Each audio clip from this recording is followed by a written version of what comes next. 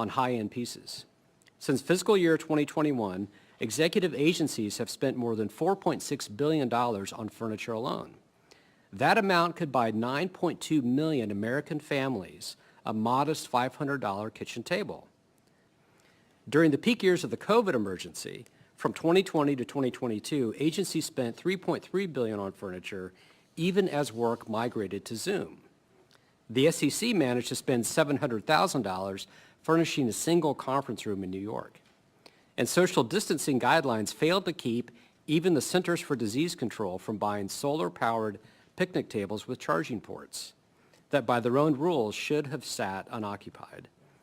And an added burden for taxpayers is that many spaces are in long-term disrepair, as we mentioned before. Federal buildings need $370 billion in fixes. That's a damn shame. Breaking, the federal agency spent more than $4.6 billion on furniture since 2021 despite employees working from home. Isn't that a waste of money? That's like buying a house but you never go live there, but you're still paying the mortgage. Check it out, guys. Somebody keyed the crap out of my Tesla, a car I bought 6 years ago in the state of California, because I'm concerned about climate change. Oh, but some amazing resistance fighter keyed the crap out of it, and that's going to do it. Voting didn't work, but, you know, this defiling the car of a fellow liberal, that's... we did it, guys. We got him. Today's our Liberation Day. Go celebrate. Just go celebrate. Woo! Good thing we're allies, right? Ladies and gentlemen, this is so stupid. That's like going to war against Russia, where supposedly they have a lot of AK-47. And whenever you see somebody with an AK-47 at that war, you're just gonna shoot them. You don't care if they're US or Russia. You're like, "Wah, brah, he had the..." I don't know if you know this, but I don't speak Russian! It's stupid. Like, it's so stupid. Why would you just scratch a car because you don't like the person when you were about climate change and the car was all about climate change? The fact that you feel that you have the right to scratch, I think you have a problem. You just want to be right. And a lot of dictators just wanted to be right. Say this man performed sex acts on another man who died on an R train. NYPD officers responded to reports of a body on that train at the Whitehall subway station just after midnight. That was yesterday. When officers looked at video from subway cameras, our police sources say they found the man in the yellow hoodie there abusing the corpse, stopping only when passengers entered or exited the train. Police say that man had been dead for several hours before that vile attack. I have nothing to say. Keep it in the comment section. Before fists flew, a disgruntled customer went behind the bar and dunked the waitress's phone into a bucket after she was told she would not be getting a refund. The restaurant alleges both customers had finished most of their takeout order when they demanded a refund. That same customer then takes her frustrations out on the restaurant. She starts making a mess of the place. Employees tell me the waitress began to call 911. Escalating the situation into an all-out melee. The beating continued for about 2 minutes, where both women were seen stomping, punching, and kicking the waitress. I came in, and when I heard what was going on, I was able to pull off one of her attackers. When we finally got them separated, one of them turned to me and started swinging. She has a message for those responsible. I want them to know we're going to find you, whatever it takes. I'm putting everything I have into this. I have no doubt about it. We're gonna find you. Ladies and gentlemen, when I eat a food, I don't like it in my brain. I don't tell them. I just like, it's okay. I'll leave and I never come again. Message sent. And I don't want to call everybody that acts like that crazy, because that's kind of generalized. It's unfair. I don't think all black people are crazy. Dilo, remember to subscribe. Remember to subscribe? ¿Por qué? You have your own opinion. Just because. Hey, don't do that. See, that's just disrespectful. You should not have done that. You can't be a mole for them. I don't think all white people are crazy, because not all white people act like that. I do know now that when I have political talks, I have to be careful because I have one eye. Next time, it ain't a cup of water. It might be some hot coffee. Yeah. No, think about, if you have one eye, you would be very careful just like me. I'm only going to say this one more time, sir. Calm down. Realm. So I am telling you that this is a failed thing, but we've got to do better to connect the dots and let people know the reason you can't afford a home is because of these failed immigration policies. The reason you're not going to be able to afford your food is because of these failed immigration policies. And the same can go for the hospitality industries, where we have so many of those in the hospitality industry that are saying they do not have the workers that they need right now. Well, you can be more specific. The reason that the prices are going up, they cannot pay people less, make them work hard. If you pay them less but you get more production, that is good for you. So if you advocate for this for the immigrants that you say that you love, hey. Life is this. I like this. In Georgia, over half of the population doesn't have a passport, and our driver's licenses, even the real ID, doesn't prove citizenship. This bill could force Georgians to pay more than $700 million just to register to vote. Y'all, that's a poll tax, plain and simple, and it's blatant voter suppression. Voter suppression by any other name. The entire world has voter ID, even in third world countries. So the whole idea that you don't want that,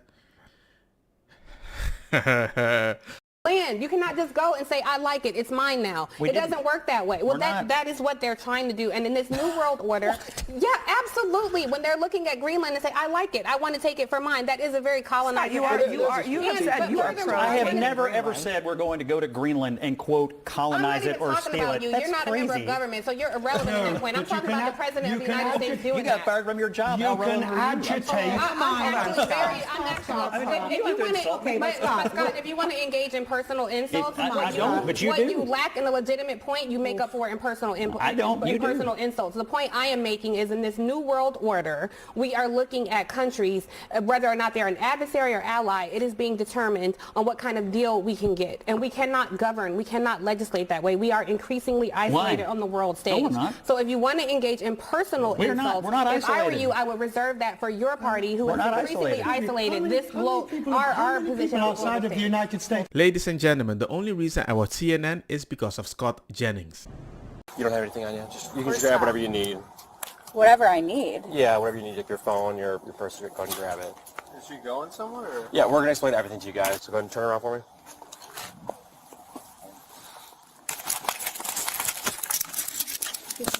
Excuse me, is my husband coming with? Yes, yeah, he's taking his phone number down. We're staying in touch with him. We're just going to Downers Grove, so 10 minutes away. No, I know, but I really would prefer that my husband's with me. Of course. Am I in trouble? Like, I'm so lost right now. Sure you don't want a tissue or something? I'm feeling I'm gonna throw up. You want a bag? Yes, please. All right.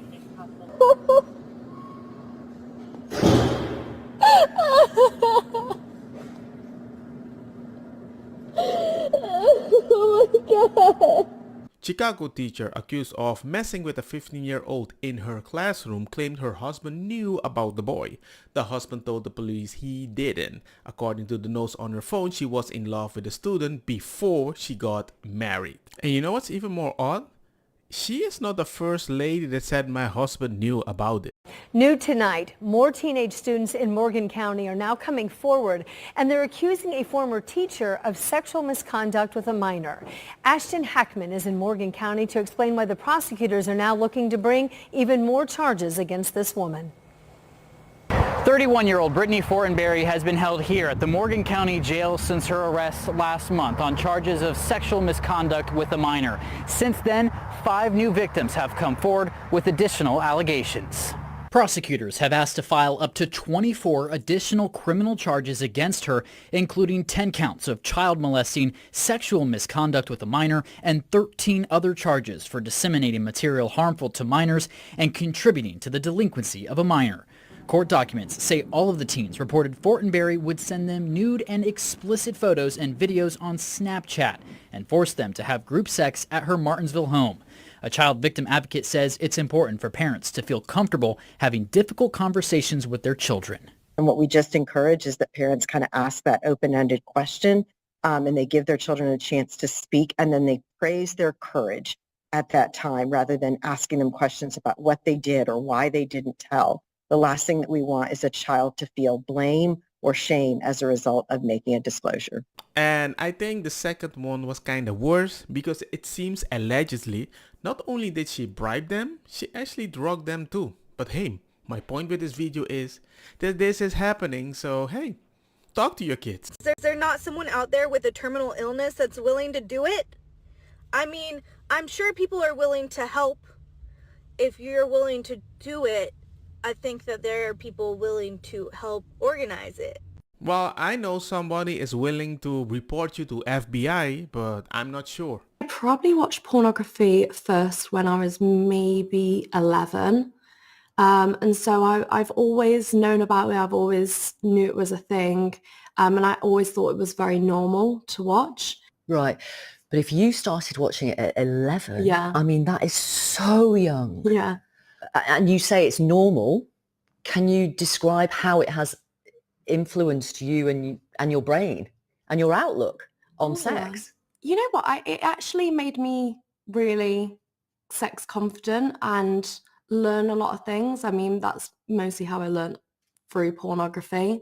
And I do think it has a positive effect on me, just in terms of like understanding things a little bit more. Right.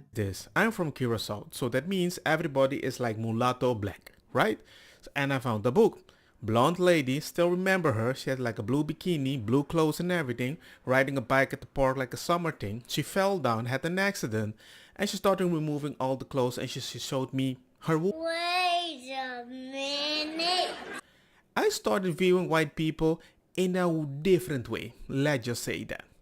Now imagine how sexually I would view a woman.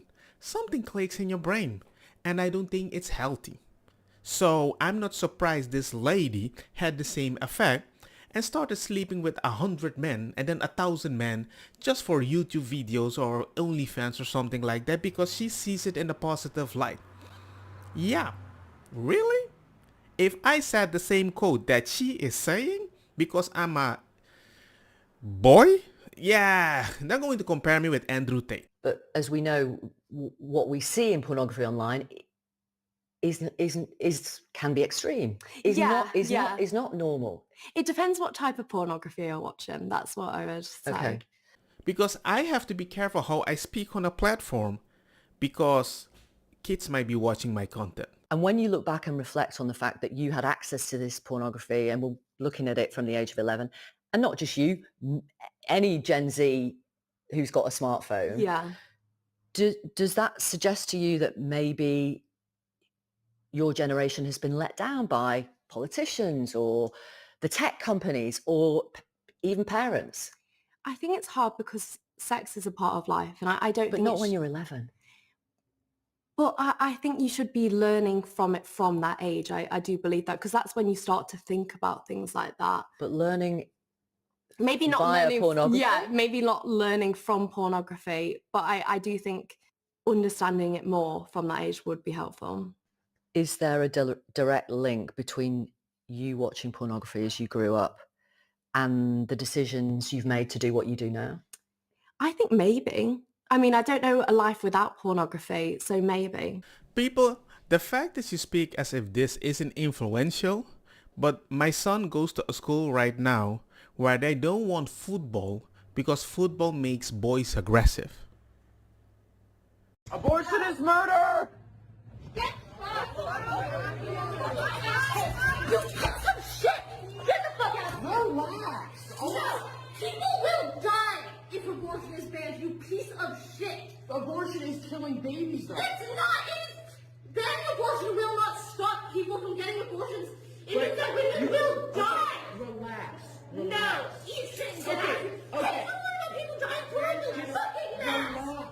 You're entitled to your opinion, please walk away. Okay. First of all, don't go protest like that. You're just going to piss people off. And secondly, banning guns doesn't stop people from deleting people.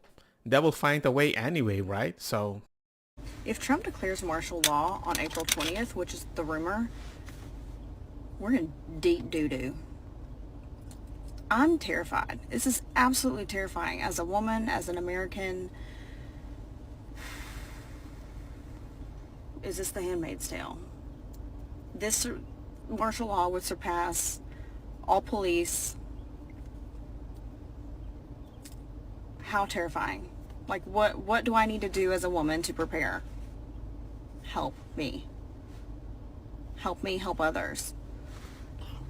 I'm so freaking nervous. I hate him. I hate the orange clown. Well, officially a few years ago, you already had training being in a lockdown, right? Don't get me wrong, makosa kita bong. Put the fire na mi blonde kush, hash purple skunk, criollo colombici jam jam, turloqueta verdeta welcome.